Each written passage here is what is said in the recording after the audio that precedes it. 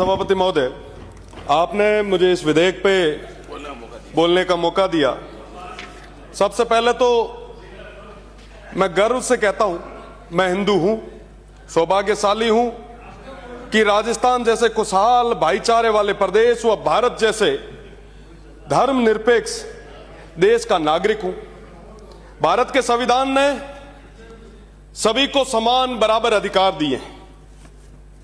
अगर मैं अधिकारों की बात करूं, अनुच्छेद 14 समानता का अधिकार देता है, अनुच्छेद 15 धर्म जाति के आधार पर भेदभाव निषेध का अधिकार देता है, अनुच्छेद 19 का 1 का ई कहीं भी निवास करने का अधिकार हमें देता है, अनुच्छेद 21 जीवन और व्यक्तिगत स्वतंत्रता हमें देता है। माननीय सभापति महोदय, इस बिल में क्या हमारे मौलिक अधिकारों की सुरक्षा हो पा रही है? यह बिल क्यों आया है? राजस्थान जैसे खुशहाल प्रदेश में इस बिल की आवश्यकता क्यों पड़ी? 1991 में गुजरात में बिल आया, डिस्टर्ब एरिया बिल। 80 के दशक में वहां दंगे हुए थे। क्या राजस्थान में इस तरीके की कभी घटनाएं हुई? मैं जहां से आता हूं, बाड़मेर, जैसलमेर, बालोतरा, उस पश्चिमी राजस्थान से, ईश्वर के आशीर्वाद से और तमाम उन लोगों के भाईचारे की बदौलत आज तक वहां कभी किसी तरीके की कोई दंगे की, कोई तमाम इस तरीके की वैमनस्य की घटना नहीं घटित। पर फिर भी हम राजस्थान में, अरे कोनी पढ़न दिया, हां बिल्कुल राजस्थान में, अरे बिल्कुल साहब सुन तो लो, सुनने की हिम्मत रखो प्लीज, कोई डिस्टर्ब नहीं करेगा। सुनने की हिम्मत रखो, अभी तो आया हूं, धीरे धीरे सुनो। किसी का भी इस बिल की राजस्थान को जरूरत ही नहीं थी। सिर्फ एक कारण है इस बिल को लाने का, वैमनस्य कैसे फैला है, हम किस तरीके से धर्म के आधार पे, जाति के आधार पे लड़ाएं ताकि हमें वोट आसानी से मिले। यह ना सत्ता पक्ष का अकेले का कहना नहीं है, विपक्ष का भी वही हाल है। बारी बारी से किस तरीके से हम, चलिए ये बिल ले आए, हम अगले बार जब आएंगे उस बिल को वापस विलोपित करेंगे, हम मिलके करेंगे। तमाम लोगों का अपना काम चल रहा है, पर आज के समय में नुकसान किसको हो रहा है? प्रदेश की 8 करोड़ जनता को नुकसान हो रहा है। पूर्ववर्ती सरकार जब सत्ता में थी, जिनके अभी ये हिमाकत बने हुए बैठे हैं विपक्ष के तमाम मेरे साथी, मैं बताना चाहूंगा कि पिछले 70 सालों में वो अल्पसंख्यक समुदाय, वो मुसलमान, वो हमारे देश के नागरिक, उनको शिक्षा से भी वंचित रखने का काम किया तो हमारे विपक्ष ने किया, हमारी कांग्रेस की सरकार ने किया। आप देखेंगे कि उनको किस तरीके से डरा के, तमाम चीजों से दूर रख के, उनको एक वोट के रूप में, अगर पढ़ लिख लिए ना साहब, वो हमें वोट नहीं करेंगे, उनको डरा डरा के किस तरीके से वोट दिए। अब क्या हो रहा है साहब? अब जो सत्ता पक्ष है वो कह रहा है कि साहब आप बड़े खतरे में, ओ हो साहब, इससे नुकसान आम व्यक्ति को होगा। आज हम बात कर रहे हैं विकसित राजस्थान बनाने की, 2047 में हम विकसित राजस्थान बनाएंगे। मैं दावे के साथ कह सकता हूं, क्या इस तरीके से आप विकसित राजस्थान बनाएंगे? क्या वैमनस्य के आधार पर वो विकसित राजस्थान की नींव आप रखेंगे? हम किस तरफ जा रहे हैं? आज के समय में महंगाई पे बात होनी चाहिए, बेरोजगारी पे बात होनी चाहिए, शिक्षा के बात होनी चाहिए, चिकित्सा की बात होनी चाहिए। नहीं करेंगे साहब, उनसे वोट थोड़ी ना मिलता है। वोट तो इन तमाम बिलों से मिलता है। लड़े आपस में, सब चाहते हैं लड़े। इस तरीके से इस प्रदेश को बांटना आप बंद करें। मैं किसी की पैरोकारी नहीं करूंगा, पर हकीकत यह जाननी जरूरी है। मैं विधानसभा और लोकसभा दोनों का चुनाव लड़ा, मुझे दोनों ही चुनाव में अल्पसंख्यक समुदाय के वोट नहीं मिले, पर फिर भी मैं उनकी बात करूंगा। यही लोकतंत्र की खूबसूरती। ये जरूरत है इन तमाम विषयों पे बात करने की। हम जिस विकसित राजस्थान के सपने देख रहे हैं, इस तरीके से हम उस तरफ नहीं बढ़ पाएंगे। अगर हमें आगे बढ़ना है तो हमें भाईचारे और प्रेम के साथ आगे बढ़ना होगा। आज के समय में हमारा प्रदेश, हमारा देश सिविल वॉर की कंडीशन में आ गया है। आज के समय में भाई भाई के खून का प्यासा हो चुका है। हम तमाम लोग, चाहे पक्ष में बैठे चाहे विपक्ष में बैठे, हर 5वें साल जाकर इतना जहर डाल के आ जाते हैं कि 5 साल तक वो तमाम निचले तबके के वो लोग वो एक दूसरे की शक्ल देखना पसंद नहीं करते। और हम आराम से जयपुर और दिल्ली में उन तमाम कोठियों में बैठ के, साथ में बैठ के कॉफियां पीते। क्यों साहब उनके साथ ये कुठाराघात कर रहे हैं? आखिर क्या मिलेगा? वो अपने लोग हैं। आज के समय में भाई भाई को लड़ाने की ये राजनीति मुझे लगता है बंद होनी चाहिए। आप डबल इंजन की सरकार है।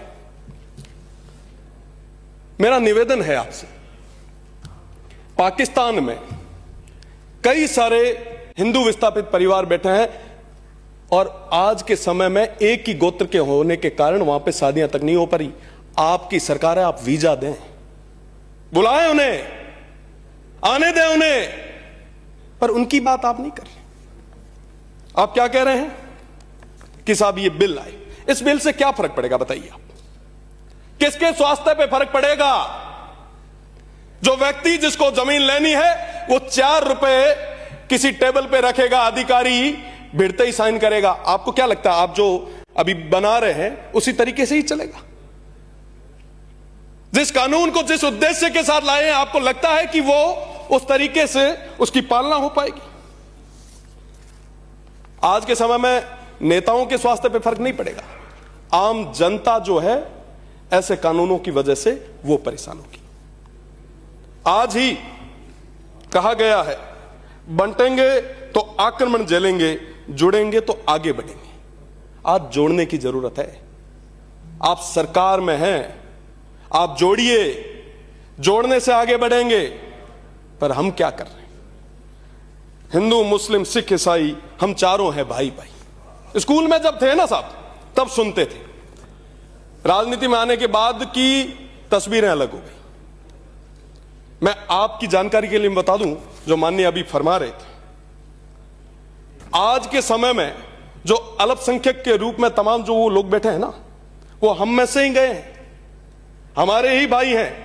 अगर 4-5 पीढ़ी पहले देखेंगे तो स्थितियां स्पष्ट हो जाएगी। मैं कहना चाहूंगा, भैया हो, चाहे मंगलिया हो, चाहे गज्जू हो, चाहे सावंत हो, चाहे जंज हो, चाहे सहता हो, चाहे सोरा हो, चाहे समा, समेजा, नोहड़ी, आलीसर, हालपोत्रा, जूनेजा, राजड़, ये तमाम लोग हमारे अपने लोग हैं, जिन्होंने आजादी की लड़ाइयां भी हमारे साथ लड़ी है। 65 और 71 के युद्ध भी हमारे साथ लड़े हैं। काल और अकाल में भी उस मजबूती के साथ सीमा पे रहे हैं। आज के समय में आप उनको कमजोर करना चाहते हैं? क्या ये ठीक है? मैं पैरोकारी नहीं कर रहा हूं, मैं स्पष्ट रूप से कहना चाहता हूं कि अगर कोई देश का विरोधी है तो उसके खिलाफ सख्त कार्रवाई होनी चाहिए, पर जो देश का नागरिक है उसके मौलिक अधिकारों की भी सुरक्षा होनी चाहिए। राज आज है, काले जातो रहे हैं, ठाक नहीं पड़े। आज से पहले भी तमाम लोग आए थे, कोई स्थायी रहा क्या? एक समय था जब गांवों में अपनायत हुआ करती थी, प्रेम हुआ करता था, पर आज के समय में कितना जहर राजनीति से, चाहे मैं भी क्यों नहीं, हम सभी ने मिलके किस तरीके से अपनायत को चूर चूर किया है। मैं एक वाकया आपको सुनाना चाहता हूं। मैं जिस गांव में रहता हूं, मेरा गांव जो है दूधोड़ा, उसमें हमारे साथ राजड़ रहते हैं। यूनिवर्सिटी में हुआ करता था उस समय, दादाजी के साथ मैं एक बैठक में गया। हमारे अली खान साहब हुआ करते थे, वो देवलोक हो गए। वहां देखा कि मेरे दादाजी की आंखों में आंसू थे। आप विचार करो कितना प्रेम हुआ करता था। आज ये स्थितियां क्यों बन रही है? क्यों हम तुष्टीकरण और ध्रुवीकरण की राजनीति पे आ गए हैं? देखिए, मुझे तो 25 साल की उम्र में प्रदेश की देवतुल्य जनता, शिव की देवतुल्य जनता ने प्रदेश की सबसे बड़ी पंचायत दिखाई है। राजनीति, मेरा निवेदन है पक्ष के और विपक्ष के तमाम साथियों से कि अपने सिद्धांतों पे करें। उस बॉर्डर को मजबूत करने में तमाम लोगों का पूरा साथ और सहयोग रहा है। आज अगर वाकई आप चाहते हैं कि हम इस देश को विकसित बनाएं, इस प्रदेश को विकसित बनाएं, तो जोड़ने से बनेगा, इस प्रेम और भाईचारे से बनेगा। आप आगे तो आइए, पर आज के समय में हम भाईचारे को खत्म करते जा रहे हैं। ऐसे नहीं चलेगा साहब। ये प्रदेश अपना है, ये राजस्थान अपना है। इस राजस्थान को आगे तक ले जाने की जिम्मेदारी हम सभी की है। 2047 तक कितने लोग रहेंगे मैं ये तो नहीं कह सकता, भगवान आपको लंबी उम्र दे, पर 2047 तक अगर विकसित करना है तो हमको जोड़ के रखना होगा। हिंदू मुस्लिम की ये लड़ाइयां हमें बंद करनी होगी। भाई भाई की तरह हमें साथ में मिलकर आगे बढ़ना होगा। तुष्टीकरण, ध्रुवीकरण, ये तमाम चीजें, अरे साहब आखिर कब तक ये हम करें?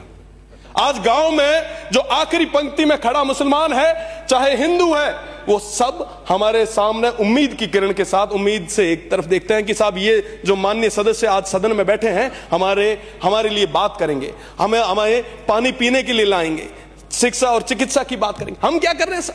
ये बिल लाए हैं। अभी जो माननीय सदस्य बोल रहे थे वो एकदम सही बोल रहे थे। अगर नाम भी पढ़ लो तो आप पूरा नाम एक साथ नहीं पढ़ सकते। पक्ष के जितने भी तमाम माननीय सदस्य हैं, मैं निवेदन करना चाहूंगा, अगर एक को भी पूरा नाम बिना देखे आता हो तो उठ के बोलना, मैं मान जाऊंगा। आप क्या बात कर रहे हैं? मेरा निवेदन है, हम आपके अपने हैं, आपके पराये नहीं है, पर इस तरीके की चीजें हम हमारे स्टेट को किस और ले जा रहे हैं? हम ये कुठाराघात किसके साथ कर रहे हैं? हम हमारी आने वाली पीढ़ी को क्या दे रहे हैं? हमें जो विरासत में चीजें, जो भाईचारा, जो प्रेम, जो अपनायत मिली थी, क्या हम हमारी आने वाली पीढ़ी को दे पा रहे हैं? बहुत बड़ा विषय है। मेरा निवेदन है कि इसके बारे में सोचा जाए।